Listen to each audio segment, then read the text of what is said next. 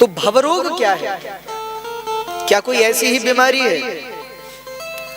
हाँ तो बोले कुछ ये जो भवरोग है ना, ये बहुत बीमारियों का सम्मिलित विग्रह है, सम्मिलित स्वरूप है। तो इसमें कौन कौन सी बीमारियां आती हैं? जैसे काम, क्रोध, लोभ, मोह, वासना, तृष्णा, लिप्सा, पिपासा,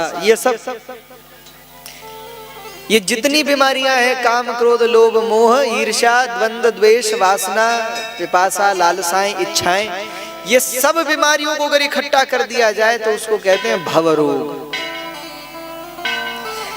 जिस व्यक्ति को सारी बीमारियां इकट्ठी हो जाए, काम भी हो जाए, क्रोध भी हो जाए, लोभ भी हो जाए, मोह भी हो जाए, ईर्ष्या भी हो जाए, वासना भी हो जाए, जिसके अंदर हजारों इच्छाएं हो जाए, तो उस व्यक्ति को क्या कहेंगे? भवरोगी। भवरोग का रोगी है। और मुझे लगता है संसार में हर व्यक्ति भवरोगी है, लगभग सब भवरोगी। संसार में दो चीजें हैं, एक है इच्छाएं, एक है आवश्यकताएं। एक है आवश्यकता और एक है इच्छा। दोनों में बहुत अंतर है, हम लोगों को समझ नहीं आता। हम लोगों को लगता है दोनों एक ही है। नहीं नहीं नहीं, अलग अलग।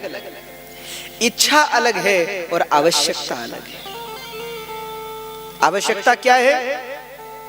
भाई पहनने को एक कपड़ा चाहिए। आजकल सर्दी का समय है तो बढ़िया गर्म कपड़ा पहनने को चाहिए, ये क्या है? आवश्यकता। लेकिन इच्छा क्या है? जैसी साड़ी हमारी हो, जैसा कपड़ा हमारा हो, जैसा कुर्ता हमारा हो, वैसा किसी का ना हो, ये है इच्छा। दूसरा आवश्यकता क्या है? महाराज रहने को घर चाहिए, सर्दी गर्मी धूप बरसात से बचने को चाहिए, घर चाहिए। लेकिन इच्छा क्या है? महाराज ऐसा घर हो जैसा पूरे शिवपुर में किसी का ना, ऐसा घर हमारा हो। अब आवश्यकताएं दुखी नहीं करती, दुखी करती इच्छाएं। क्योंकि ये इच्छाएं घटती नहीं है, बढ़ती रहती, बढ़ती रहती। इच्छाओं का कांटा जब पैर में लगता है तो जब तक एक को निकालोगे तब तक 10 और लग जाएंगे। आपने जीवन में अनुभव किया होगा कि हम एक इच्छा पूरी कर लें तो 10 और खड़ी हो जाती है। इच्छाओं को कोई पूर्ण नहीं कर सकता।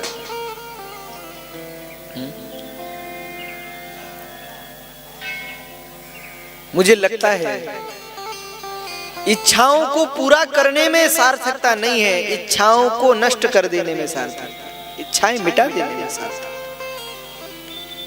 जिस व्यक्ति के जीवन से इच्छाएं निकल जाती हैं वह व्यक्ति ही संसार में सुखी हो जाता है। हमारे शंकर जी हैं ना, विश्वनाथ जी, वो सबको शिक्षा देते हैं।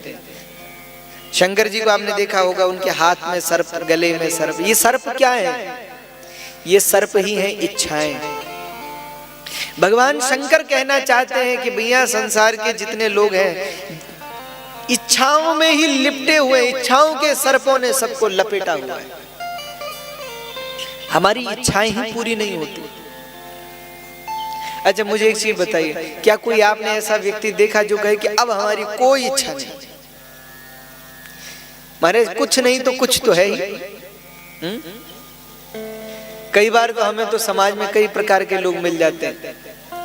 एक बार मुझे अब भी याद है, कई वर्ष पहले एक जगह में कथा में था, वहां एक वृद्ध व्यक्ति मुझसे मिलने को आए। उनकी अवस्था लगभग 80-85 के आसपास रही। वो मुझसे कहते हैं महाराज बस इतनी कृपा करिए। हमने कहा क्या? बोले बस ऐसी कृपा हो भगवान की 5 साल और मिल जाए, 5 साल और जी जाए हम। हमने कहा क्यों 5 साल क्यों जियोगे? महाराज 2-4 इच्छाएं थी वो पूरी हो जाती, बस 5 साल, उससे ज्यादा नहीं।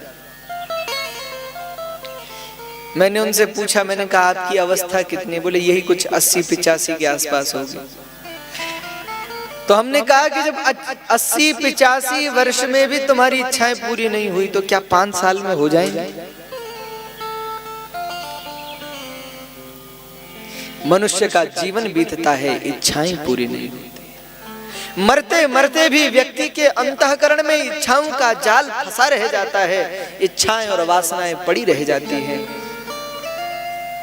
मनुष्य की इच्छाओं का कोई पार नहीं है। इसलिए भक्त कौन है? भक्त वही है जो अपनी इच्छा मिटा देता है और हरि इच्छा में जीवन को लगा देता है। भक्त कौन है? जिसकी अपनी कोई इच्छा नहीं होती, वो कहता है कि जाहे विधि राखे राम ताहे विधि रही। जैसे राम जी रखेंगे वैसे हम रहेंगे।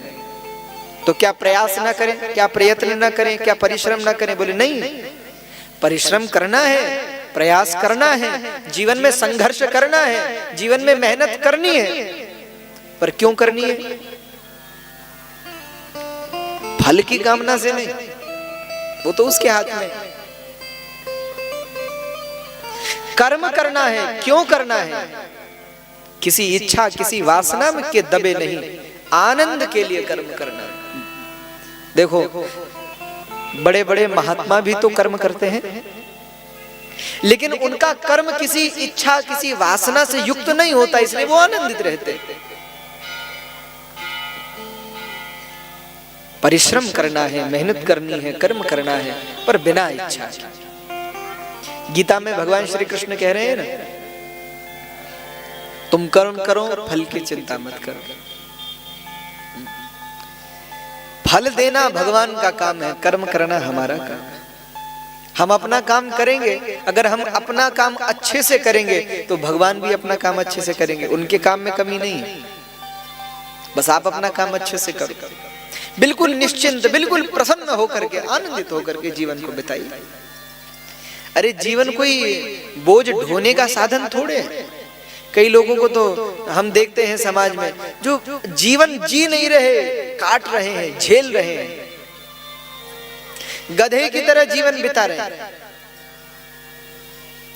रोते रोते जीवन बिता रहे हैं। अरे भैया, जीवन तो बिताना ही है तो मुस्कुराते हुए बिताओ, आनंद से बिताओ।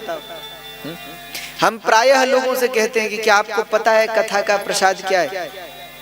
बोलो, क्या है कथा का प्रसाद? जो कथा के बाद मिलता है वो, चलो वो तो है ही, वो तो पूजा का प्रसाद है, लेकिन कथा का वास्तविक प्रसाद क्या है आपको पता है? शास्त्र कहते हैं प्रसादातस् प्रसन्नता। अगर कथा सुनते हुए हम प्रसन्न हैं और कथा सुनकर जब हम उठें और अपने घर को जाएं और मुस्कुराते हुए घर को जाएं, आनंदित होते हुए घर को जाएं, बिल्कुल निश्चिंत होकर के घर को जाएं, इसका मतलब हमें भगवान का प्रसाद मिल गया, कथा का प्रसाद मिल गया। और मान लो कोई कथा से उठा और घर को जा रहा है, बड़ा परेशान है, दुखी है। कई लोग तो बेचारे कथा भी ऐसे सुनते हैं कि जैसे जबरदस्ती बिठाया हो उनको कि नहीं, सुनना ही पड़ेगा। हाँ, मुस्कुराते हुए कथा सुननी चाहिए, और कथा से जब घर को जाओ तो मुख पर मुस्कुराहट होनी चाहिए। ये भाव होना चाहिए, हमारे साथ भगवान विश्वनाथ है, हमारे साथ वो भगवती माँ अष्टभुजी मैया है, हमें किसकी चिंता? चिंता करने वाली वो माँ है, चिंता करने वाले भगवान विश्वनाथ। और जब ये भाव पक्का हो जाएगा तो कोई चिंता हृदय में विराजमान नहीं रहेगी, सब चिंताएं निकल जाएंगी। जो करेंगे सब महादेव करेंगे, जो होगा वह अच्छा होगा, ऐसा विचार। और जब आप मुस्कुराते हुए घर पहुंचोगे तो घर वाले भी कहेंगे, क्या बात है भैया, आज बड़े प्रसन्न दिख रहे हो, कहां से आ रहे हो?